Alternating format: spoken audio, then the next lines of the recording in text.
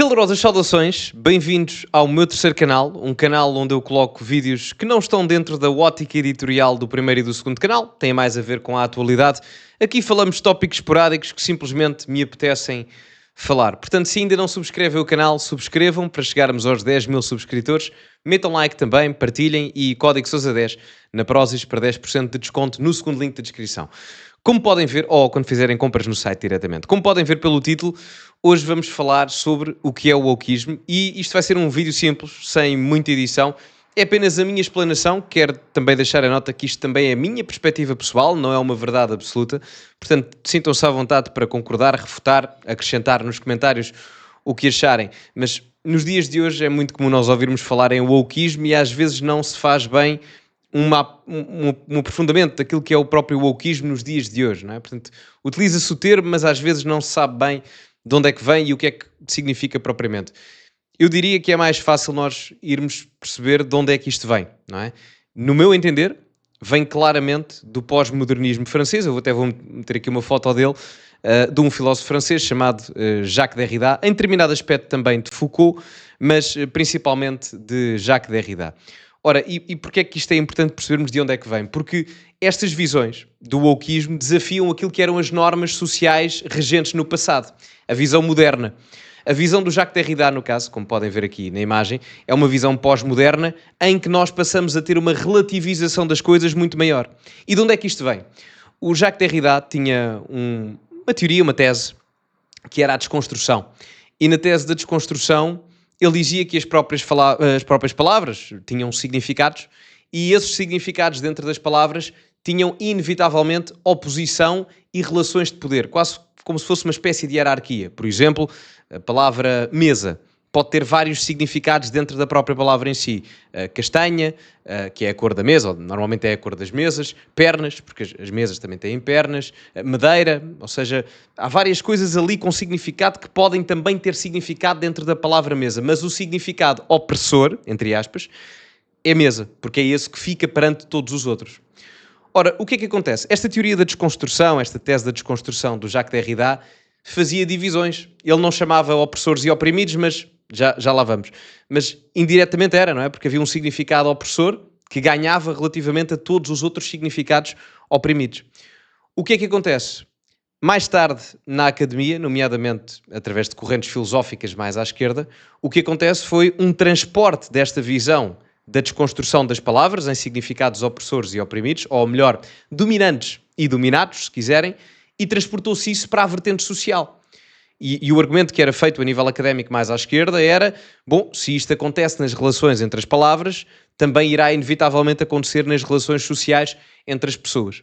E é daí que nasce, enfim, ou pelo menos em que se fundamenta em certa parte, no meu entender, volto a frisar, a perspectiva identitária mais à esquerda que hoje se vive no Ocidente, embora menos do que há uns anos atrás, mas que se viveu principalmente a partir de 2015 na civilização ocidental e nas sociedades europeias e americanas. E o que aconteceu foi isso, ou seja, em que as divisões sociais passaram a ser, independentemente do background socioeconómico, passaram a ser inevitavelmente relações de dominação ou de opressão, em que de um lado era o opressor e de um lado era o oprimido. Não havia praticamente nada no meio. E havia aqui um excesso de relativização. O que é problemático, porque depois, se nós questionamos tudo, em relativização excessiva, não chegamos a conclusão absolutamente nenhuma. Eu tinha um professor meu que me costumava dizer que era, se nós não chegarmos a conclusão nenhuma, significa que não acreditamos em nada. Por isso é que agora também, já não tanto, mas nestes últimos anos, houve tanto debate sobre o que era uma mulher, não é? Ou sobre o que é um homem, enfim, estes debates que para algumas pessoas poderiam parecer mais ridículos, mas que depois advêm destas correntes filosóficas pós-modernas que combatem aquilo que eram as macronarrativas, as verdades absolutas no termo social moderno da civilização ocidental. Isto depois levou-nos à realidade em que estamos agora e que já começa a haver como uma das leis de Newton, não é? O para-ação-reação, em que uma ação vai gerar sempre uma reação, e por isso é que agora vemos vários partidos, movimentos conservadores, sejam de centro-direita, direita radical, seja o que for, a ganhar várias eleições, como resposta a essa visão pós-moderna, e vê-se agora um regressar enfim, diria macronarrativas, mais de verdades absolutas, se quiserem, que estão correlacionadas com essas visões mais conservadoras. Há quem diga até que está a nascer uma nova corrente ideológica, que na verdade não é propriamente conservadora, o nome correto é até mais pós-liberal.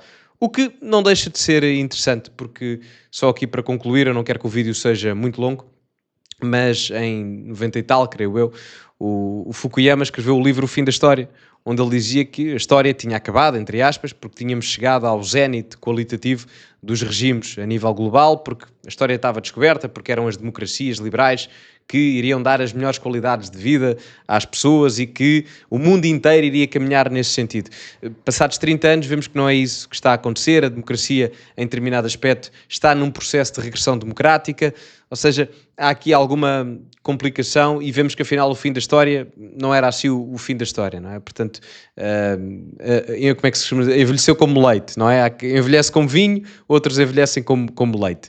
E acho que este aqui é um caso para isso mesmo.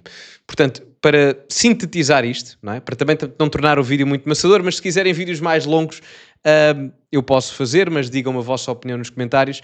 Mas para sintetizar, em suma, isto, no meu entender, claro, isto obviamente é debatível, mas parte da visão pós-modernista dos filósofos franceses, como é o caso de Foucault e principalmente Jacques Derrida, a partir da desconstrução das palavras, em que as próprias tinham significados opressores e oprimidos, e o opressor ganharia o significado principal, eu dei o exemplo da mesa, no caso, e esse significado teria sempre a oposição, e um dos dois teria que ser sempre o dominante.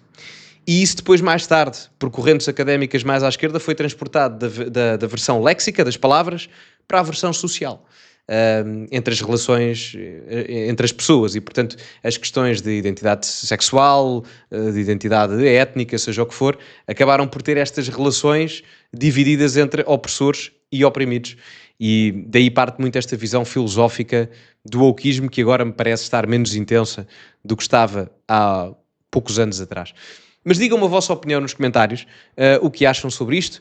Metam like no vídeo, subscrevam o canal, partilhem também nas vossas redes sociais. Relembro também o código SOUSA10 para usarem na Prozis para 10% de desconto, que ajuda bastante, já sabem. Aliás, está a decorrer uma promoção especial, portanto, cliquem no meu link e diretamente têm o código colocado. Portanto, aproveitem. Relembro só que estamos a caminhar aqui para os 10 mil subscritores no terceiro canal. Se já subscrevem os outros, porreiro, melhor ainda. Se ainda não subscrevem, subscrevam o primeiro, o segundo e aqui o terceiro. 10 mil é um número interessante. Portanto, curiosamente, o meu número favorito. Não o 10 mil, mas o 10. Bom, meus amigos, agora sim, terminamos. Digam-me a vossa opinião, se gostam deste tipo de vídeos, escrevam aí em baixo. Ficamos por aqui. Muito obrigado a todos. E como é habitual, também nos outros canais e agora aqui também, acima de tudo, cultivem-se. E até à próxima.